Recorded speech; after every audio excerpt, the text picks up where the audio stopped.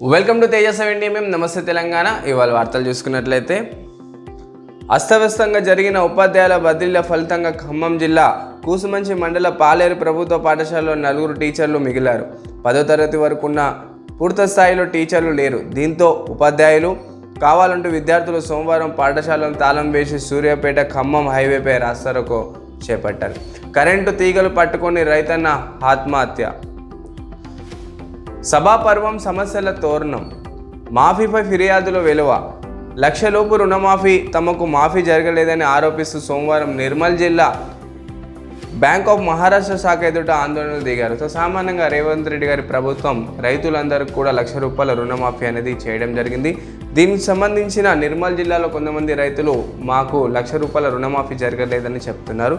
So చాలా 33,000 మంది రైతులకు ఇప్పటికీ రుణమాఫీ జరగలేదని, ఖాతాలు సాంకేతిక కారణాలతో ఇబ్బందులు, సాధ్యమైనంత త్వరలో 2వ విడతలో చేస్తామని తుమ్మల శ్రీనివాసరావు గారు చెప్పడం జరిగింది.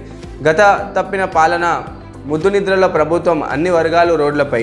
30-40% రైతులకు రుణమాఫీ రాలేదని, విద్యుత్ వ్యవస్థ కుప్పకూలిందని, ఫస్ట్కే జీతాలు ఇస్తామన్నారు, నెలల కొద్దీ జీతాలు లేవు. బీహార్ బ్యాచ్ అన్నారు, వాళ్ళకే కీలక పదవులు. 8,000 మంది ఫీల్డ్ అసిస్టెంట్లకు 2 నెలలుగా జీతాలు లేవు. దాదాపు 1,00,000 కళ్యాణ లక్ష్మి చెక్కులు పెండింగ్లోనే, నెల దాటిన రైతుల బీమా చెక్కులు అందడం లేదు. మీడియాతో హరీష్ రావు. మిత్తిపై తప్పుడు లెక్క.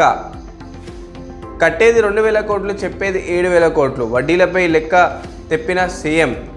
అగ్నిపథ్ స్కీమ్లో స్కామ్. కటాఫ్ కంటే తక్కువ మార్కులు వచ్చిన అగ్నివీరుల ఎంపిక. అందరి మార్కులు వెల్లడికి ఆర్మీకి హైకోర్టు ఆదేశం. ఏసీబీకి చెక్కిన దుమ్మాయిగడ మున్సిపల్ కమిషనర్. ఇంజెక్షన్ ఆర్డర్పై కౌంటర్ దాఖల్లో 50,000 డిమాండ్.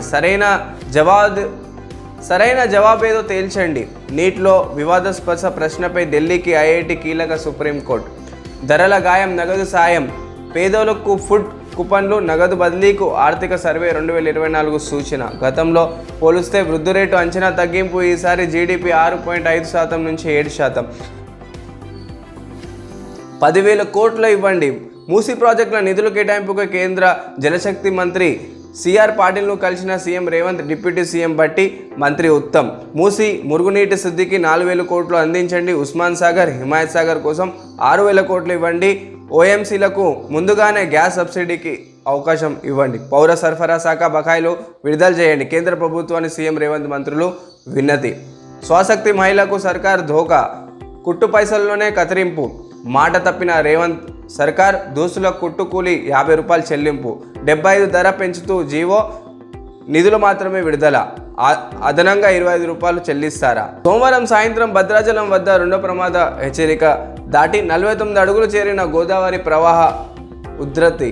ఉగ్ర గోదావరి. భద్రాచలం వద్ద 2వ ప్రమాద హెచ్చరిక జారీ. ప్రాణహిత వరదలో కాళేశ్వరం వద్ద ఉధృత ప్రవాహం. జూరాల శ్రీశైలం ప్రాజెక్టులో పొట్టెత్తున వరద. రాబోయే 3 రోజులు విస్తారంగా వర్షాలు. నేడు కేంద్ర బడ్జెట్ పార్లమెంటు ప్రవేశపెట్టిన ఆర్థిక మంత్రి నిర్మల.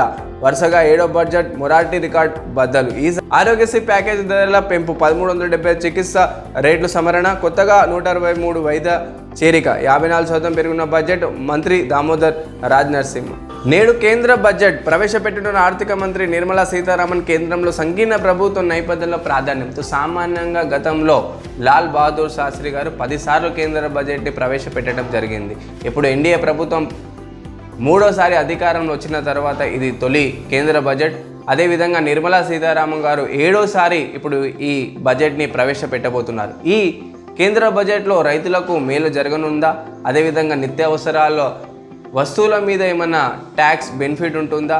10 లక్షలు చెల్లింపు చేసే ట్యాక్స్ ప్లేయర్లకు ఇది బెనిఫిట్ జరగనుందా?